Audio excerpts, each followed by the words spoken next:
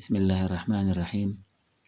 السلام علیکم اسٹوڈنٹس، آج ہم پڑھیں گے inheritance.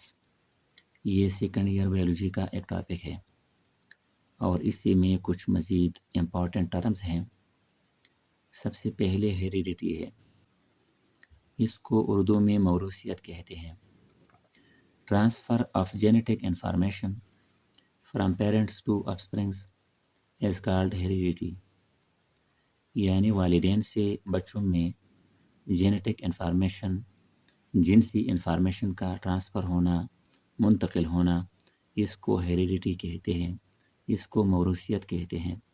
So offsprings will be resemble to their parents, اور یہی وجہ ہے کہ پیرنٹس سے جب بچوں میں جینیٹک انفارمیشن ٹرانسفر ہوتی ہے تو وہ بچے والدین کے ریزمبل ہوتے ہیں، اور وہ بچے آپس میں بھی ایک دوسرے کے ریزمبل ہوتے ہیں، ایک جیسے ہوتے ہیں۔ یہاں پر ہیریڈیٹی اور انہیریٹنس میں تھوڑا سا ڈفرینس ہے۔ انہیریٹنس یہ ایک براڈ ٹرم ہے اور ہیریڈیٹی یہ ایک اسپیسیفک ٹرم ہے۔ انہیریٹنس میں جینیٹک اور نان جینیٹک انفارمیشن کی بات کرتے ہیں ہم، اور یہاں پر اونلی جینیٹک انفارمیشن اور اس کے ٹرانسفر کی بات ہوتی ہے۔ پھر آگے سیکنڈ نمبر جو ٹرم ہے وہ ویریشن ہوتی ہے۔ انکمپلیٹ ریزمبلنس ڈفرینسز امنگ آفسپرنگس، جو آفسپرنگس ہوتے ہیں، یا اگر آفسپرنگس اور پیرنٹس کی آپس میں کمپیریزن کرے تو ان میں تھوڑا بہت ڈفرینس ہوتا ہے، یا انکمپلیٹ ریزمبلنس جس کو کہتے ہیں، تو اسی اسمال جینیٹک چینجز کو ہم ویریشن کہتے ہیں، یعنی ہر ایک انڈیویجول دوسرے سے تھوڑا سا مختلف ہوتا ہے اور اسی کو ویریشن کہتے ہیں۔ پھر آگے ہے جینیٹکس۔ سمپلی ہم جینز کی اسٹڈی کو جینیٹکس کہتے ہیں، یعنی study of heredity and variation is called genetics. وراثت اور ویریشن دونوں کی اسٹڈی کو ہم جینیٹکس کہتے ہیں۔ Example, study of different eye colours and their genes, یعنی جب ہم مختلف آئی کلرز کے متعلق اسٹڈی کریں گے اور ان آئی کلر کے جو جین ہوتے ہیں، جو متعلقہ جین ہوتے ہیں، ان کو بھی ڈسکس کریں گے، تو یہ جو ہم اسٹڈی کرتے ہیں بایولوجی میں اس کو جینیٹکس کہتے ہیں۔ پھر آگے مینڈل لاز آف انہیریٹنس، وراثت کے جو قوانین ہوتے ہیں اور مینڈل نے جن کو پیش کیا تھا۔ Gregor Johann Mendel published his work in 1866۔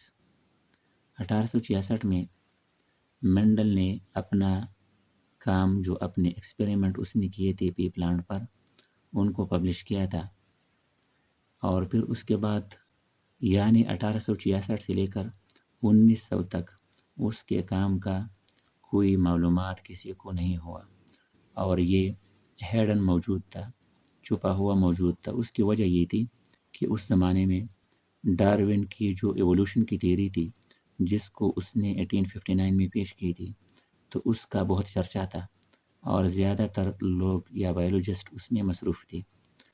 دوسری اہم بات یہ تھی کہ مینڈل نے جو اپنی پبلیکیشن کی تھی، جس جرنل میں کی تھی، وہ ریکگنائز نہیں تھا، تو ان دو وجوہات کی وجہ سے اس کا کام کسی کو معلوم نہیں تھا۔ پھر اس کے بعد 19 میں اس کے کام کی ری ڈسکوری ہو گئی اور اس میں لوگ بہت زیادہ انفارمیشن لینے لگ گئے۔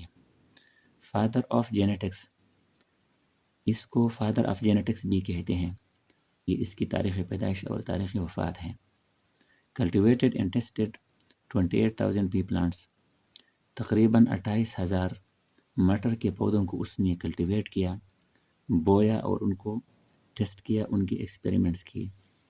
Analyzed 7 pairs of contrasting characters in pea plant Pisum sativum۔ P plant کا جو سائنٹیفک نیم ہے پائسم سٹیوم کہلاتا ہے۔ تو یہاں پر یہ 7 کریکٹرز تھی، ان میں ڈومیننٹ بھی ہوتے ہیں اور ریسیسیو بھی ہوتے ہیں۔ کریکٹر ایک براڈ ٹرم ہوتا ہے، اس کو جب ہم الگ الگ کریں گے، یعنی ڈومیننٹ کو الگ اور ریسیسیو کو الگ کریں گے، تو پھر یہ کریکٹر جو ہوتے ہیں، ڈومیننٹ کریکٹر اور ریسیسیو، ان کو پھر ٹریٹ کا نام دیں گے۔ ٹریٹ ایک اسپیسیفک کریکٹرسٹک ہوتا ہے. تو یہ 7 کریکٹر اس نے پی پلانٹ میں ایکسپیریمنٹ کے تھرو ڈسکس کیے تھے. اور ان کریکٹر میں آپ دیکھیں گے کہ 2 ٹریٹ ہوتے ہیں، جیسا کہ سیڈ شیپ اسفیریکل بھی ہوتا ہے جو کہ راؤنڈ یا اوول شیپ ہوتا ہے، اور یہ تھوڑا سا کانسٹرکٹڈ بھی ہوتا ہے اسی طرح، جو بالکل ہموار اور راؤنڈ نہ ہو. اسی طرح سیڈ کلر یلو اور گرین ہوتا ہے. یلو ڈومیننٹ ہوتا ہے، گرین ریسیسیو ٹریٹ ہوتا ہے. پھر فلاور کلر ہے پرپل اور وائٹ. آگے پوڈ شیپ، پوڈ پلی کو کہتے ہیں. یہ جو پلی ہوتی ہے اور اس میں دانے ہوتے ہیں مٹر کے، یہ انفلیٹڈ بھی ہوتے ہیں. انفلیٹڈ اس کو کہتے ہیں جو ہموار ہو اور اگرا ہوا ہو. اور یہ کانسٹرکٹڈ ہوتا ہے، یعنی یہاں پر یہ سیڈز ہوتے ہیں اور یہ ہر 2 دانوں کا آپس میں جو جگہ ہوتی ہے وہ کانسٹرکٹڈ ہوتی ہے.